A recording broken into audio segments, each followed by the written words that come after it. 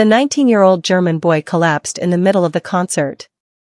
While 75,000 people were screaming, he fell into darkness. But in the darkness, he wasn't alone. He heard a voice. Familiar, warm, calling him by name. Thomas, wake up. If you can hear me, wake up. When he opened his eyes, what he saw was impossible. Michael Jackson was kneeling beside him, stroking his forehead, singing to him. There was no stage. No arena. Just Michael and Thomas, frozen in a moment outside of time. It was July 4, 1997 at Munich's Olympic Stadium in Germany. Michael Jackson was performing the European leg of his History World Tour, and the energy in the stadium was absolutely electric. 75,000 fans had gathered to witness the King of Pop, and the night had been perfect so far. Michael had already performed Scream, They Don't Care About Us, and Smooth Criminal with an intensity that reminded everyone why he was a legend. Now he was deep into Man in the Mirror, that powerful anthem of personal transformation and social change that had become one of his most emotionally charged performances. In Section 12, Row 7, Seat 23, stood Thomas Weber, a 19-year-old university student from Hamburg. Thomas had saved money for 8 months working part-time jobs to afford this ticket. He had been a Michael Jackson fan since childhood, but this was his first concert. His first chance to see his idol in person. Thomas had arrived at the stadium 6 hours early to secure a spot close to the stage. He had barely eaten all day, too excited, too nervous, too overwhelmed by the anticipation of finally seeing Michael Jackson live.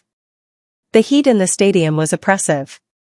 July in Munich, thousands of bodies pressed together, spotlights blazing down, creating a furnace-like atmosphere. Thomas had been standing for over 3 hours since the concert began, jumping, screaming, singing along to every song, pouring every ounce of his energy into this experience. He didn't want to miss a single moment. He didn't want to waste a second of this night by sitting down or taking breaks. This was everything he had dreamed about. But Thomas had a secret he hadn't told anyone.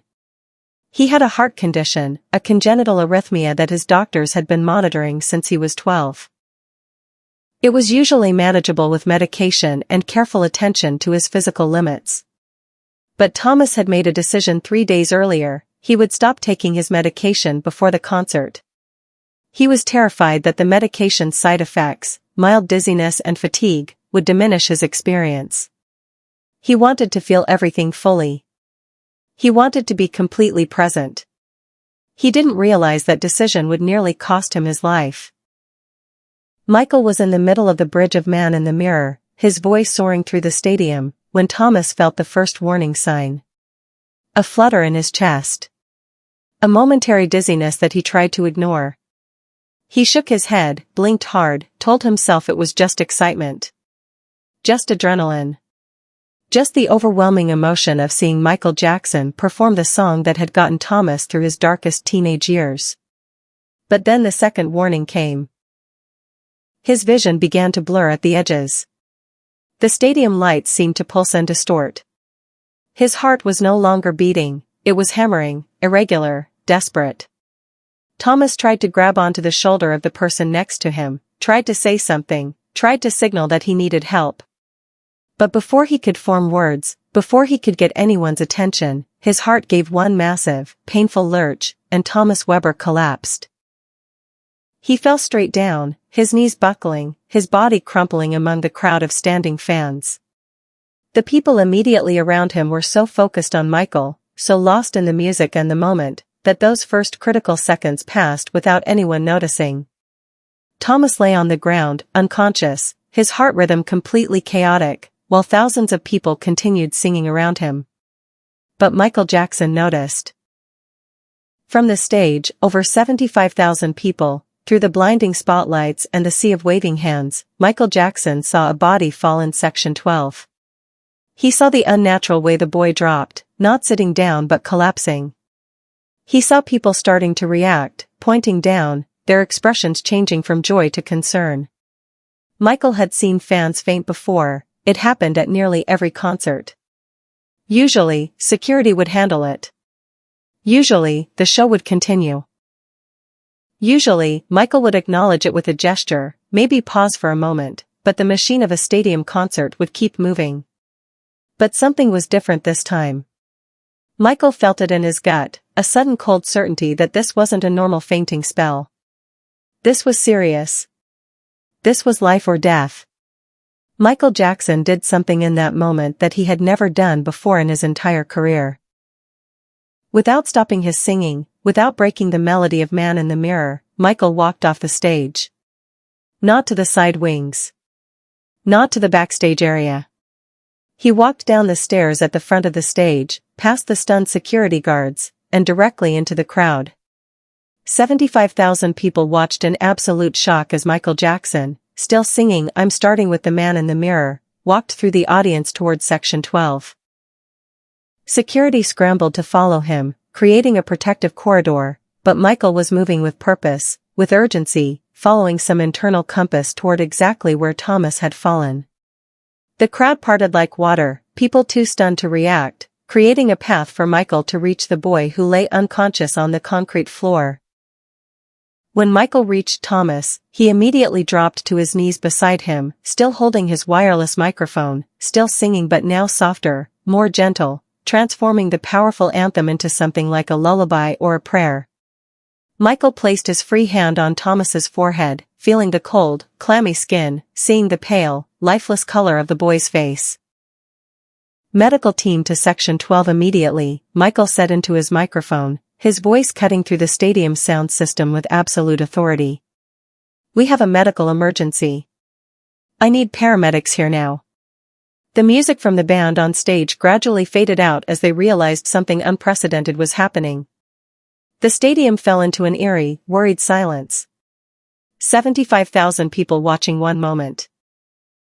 Michael Jackson kneeling on the ground next to an unconscious young man, surrounded by security and increasingly frantic people trying to give the boy space.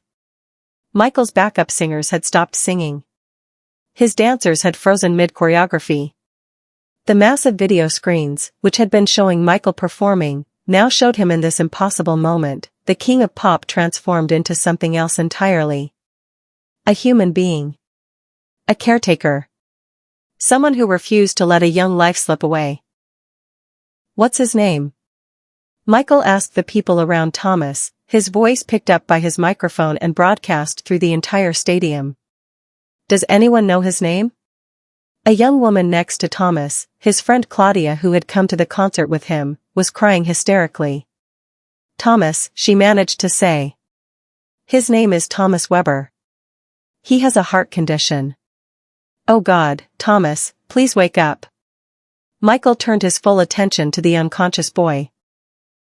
He leaned down close, his famous face just inches from Thomas's, and he began to sing directly to him. Not Man in the Mirror anymore. He sang Human Nature, one of his softest, most gentle songs, but he changed the words. Thomas, can you hear me? Thomas, stay with me. Don't go into the dark, Thomas. Stay here. Stay with us. I'm here with you. You're not alone. In the darkness of unconsciousness, Thomas Weber was experiencing something that would later be impossible for him to fully explain. He felt like he was falling through an infinite black space, no sense of up or down, no sense of his body, just consciousness slipping away into nothing. But then he heard it. A voice. Distant at first, then growing clearer. Someone was calling his name. Someone familiar. Someone he knew but couldn't quite place. Thomas, wake up. If you can hear me, wake up. The voice was insistent but kind, pulling him back towards something, towards somewhere. Thomas tried to follow the voice, tried to move toward it, but he didn't know how to move without a body. He felt paralyzed, trapped between two worlds. Come back, Thomas, the voice said, and now Thomas recognized it. It was impossible. It couldn't be. But it was. Michael Jackson's voice. Not from a recording or a television. But live, close, real, calling him back from the edge of whatever abyss he had been falling into. On the stadium floor, paramedics had arrived and were working on Thomas. They had attached a portable defibrillator, checking his heart rhythm, preparing to shock him if necessary. But Michael didn't move away. He stayed kneeling right there, one hand on Thomas's shoulder, still singing, still calling him back. His rhythm is erratic but present, one of the paramedics said. We need to stabilize him, but he's fighting. He's still here. Keep fighting, Thomas, Michael said into his microphone, his voice now reaching not just Thomas but 75,000 people who were all collectively holding their breath, all collectively willing this young man to survive. You came here to see a show, and I promise you, if you open your eyes, if you come back to us, I'll sing for you. Just for you. But you have to fight. You have to stay. And then something miraculous happened. Thomas's eyes fluttered. Just slightly at first, just a tiny movement of the eyelids, but enough for everyone watching to gasp with hope. Michael saw it and leaned even closer. That's it, Thomas. That's it. Come back. Follow my voice.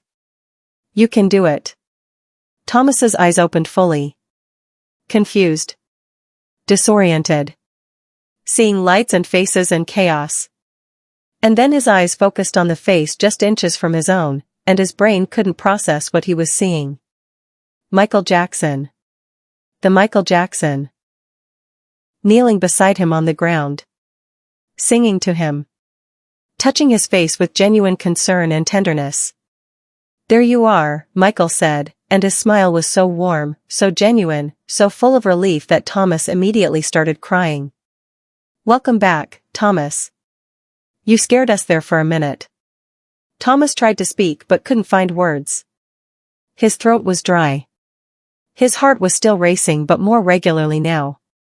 His entire body felt weak and strange. But Michael was there. Michael Jackson was actually there, holding his hand, looking at him with eyes that conveyed more compassion than Thomas had ever seen in his life. Am I dead? Thomas whispered, his voice barely audible but picked up by the microphone Michael still held. Is this heaven? The question was broadcast through the entire stadium, and despite the tension and fear of the previous minutes, 75,000 people laughed with relief and joy. Michael laughed too, tears visible on his face. No, Thomas. You're very much alive. You're at my concert in Munich, and you just gave all of us the scare of our lives. But you're okay now. You're going to be okay. The paramedics were working efficiently, stabilizing Thomas, preparing to transport him to a hospital for proper treatment. But Michael didn't leave his side. Can you sit up? Michael asked gently. The medics need to check you more thoroughly, but I want to make sure you're steady first. With Michael's help and the support of the paramedics, Thomas was slowly brought to a sitting position. The crowd, seeing that the young man was conscious and being cared for, erupted in relieved applause. But Michael held up his hand for silence. Ladies and gentlemen, Michael said, standing now but keeping one hand on Thomas's shoulder, this is my new friend Thomas Weber from Hamburg. Thomas came here tonight to see a show, and he gave us all a reminder of what really matters. Life. Connection. Taking care of each other. Michael looked down at Thomas, who was still crying, overwhelmed by everything happening. Thomas, the paramedics are going to take you to the hospital now to make sure you're completely okay. But I want you to know something. You're going to get better, and when you do, I want you to come back. I want you to be my personal guest at another show. Because tonight got interrupted, and I owe you a complete performance. Thomas nodded, unable to speak, unable to process that this was real. As the paramedics began to move Thomas onto a stretcher, Michael leaned down one more time. You're stronger than you know, he whispered, close enough that the microphone didn't pick it up, just words between him and Thomas. Whatever you're going through, whatever made your heart stop tonight, you survived it. That means you're meant to be here. Don't forget that. Michael Jackson walked back to the stage through the crowd, and the applause that followed him was different from any concert applause he had ever received. This wasn't applause for entertainment or spectacle. This was applause for humanity. For compassion. For a superstar who had stopped his own show to save a stranger's life. When Michael returned to the stage, he stood at the microphone for a long moment, collecting himself, wiping tears from his eyes. "Let's finish this song," he said finally. "For Thomas. Let's sing Man in the Mirror for Thomas Weber, who's going to be okay." The band started playing again, and Michael sang with more emotion, more power, more meaning than he had ever brought to that song. And 75,000 people sang with him, all of them united in this moment, all of them part of something bigger than a concert. They were part of a community that had just witnessed life and death and love and miracle all mixed together. Thomas Weber spent 2 days in the hospital, where doctors adjusted his medication, monitored his heart, and confirmed that his arrhythmia, while serious, was manageable with proper treatment. But the story that Thomas told, about hearing Michael's voice in the darkness, about following that voice back to consciousness, about opening his eyes to see Michael Jackson kneeling beside him singing, that story spread through the Michael Jackson fan community like wildfire. 3 months later, Michael kept his promise. Thomas Weber was flown to London as Michael's personal guest for a show at Wembley Stadium. But this time, Thomas wasn't in the crowd. He was backstage, meeting Michael privately before the show. They talked for over an hour about life, about struggles, about the importance of taking care of your health and not letting pride or excitement override medical wisdom. Michael signed Thomas's shirt with a personal message, "Thomas, you came back from the darkness. Never forget how strong that makes you. Keep fighting. Love, Michael." During that Wembley show, Michael dedicated Man in the Mirror to Thomas, who watched from the side of the stage with tears streaming down his face. After the concert, Michael gave Thomas one more gift, a personal recording of Human Nature, the song he had sung to Thomas while he was unconscious in Munich, with a slight lyric change in one verse, "Thomas, you're stronger than you know. Don't ever forget." That recording became Thomas's most treasured possession.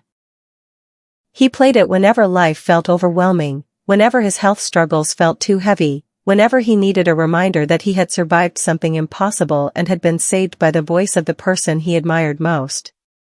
The story of Michael Jackson stopping his Munich concert to revive a collapsing fan became one of the most retold stories among Michael's fanbase. Video footage from that night, captured by hundreds of audience members, shows Michael walking off the stage, kneeling beside Thomas, singing to him, refusing to leave until he woke up. The footage is grainy and shaky, but the emotion is crystal clear. This wasn't performance. This wasn't publicity. This was pure human compassion from someone who could have simply let security handle it but chose instead to personally make sure a young life was saved. Thomas Weber went on to complete his university degree in medicine, inspired by that night to become a cardiologist specializing in young adults with congenital heart conditions. "Michael saved my life twice," Thomas said in a 2015 interview. "Once by pulling me back from unconsciousness with his voice. And once by teaching me that I was worth saving, that my life had value and purpose. I became a doctor because of what he did for me. I want to be for other young people with heart conditions what Michael was for me that night, the person who refuses to let them give up." When Michael Jackson died in 2009, Thomas Weber was one of thousands who traveled to Los Angeles for the memorial service. He brought with him the shirt Michael had signed, the recording Michael had made for him, and a letter he had written to Michael years earlier but never sent, thanking him not just for saving his life but for showing him what it means to truly care about strangers. Thomas placed the letter at the memorial site, along with millions of other tributes, knowing Michael would never read it but needing to say goodbye to the person who had given him a second chance at life. Today, in Thomas's cardiology office in Hamburg, there's a photograph on the wall. It's a grainy printout from that video footage in Munich, Michael Jackson kneeling beside 19-year-old Thomas Weber, hand on his forehead, mouth close to a microphone, clearly singing. Under the photograph, a plaque reads, "July 4, 1997, the night a concert became a miracle. The night Michael Jackson taught me that every life matters enough to stop the show." Thomas shows that photograph to his young patients who are scared about their heart conditions, who feel like their struggles make them different or less important. "See this? Thomas tells them. This is Michael Jackson stopping a concert for 75,000 people because one person needed help. That's how important you are. That's how much your life matters. Never forget that. The story of Michael Jackson and Thomas Weber reminds us that sometimes the most important moments aren't the ones we plan or rehearse. Sometimes they're the moments when we stop everything we're supposed to be doing and respond to what's actually happening in front of us. Michael Jackson was supposed to finish his performance of Man in the Mirror. He was supposed to continue the show. He was supposed to let security and medical professionals handle the medical emergency while he kept performing for the 75,000 other people who had paid to see him. But Michael chose something else. He chose to be present for one person who needed him more than any audience needed a performance. That choice saved Thomas Weber's life. But it did more than that. It showed 75,000 people what it looks like to value human life over entertainment. What it looks like to stop performing and start caring. What it looks like to use fame and platform not for ego but for service. What it looks like to see someone as more than an audience member but as a human being whose life has infinite value. If this story of choosing compassion over performance moved you, subscribe to hear more untold stories about the moments when superstars remembered they were human beings first. Share this video with someone who needs to be reminded that their life matters, that they're worth stopping the show for. Comment below about a time when someone stopped their world to help you in yours. Because sometimes, just like Michael in Munich, the most important thing we can do is stop singing long enough to help someone start breathing again.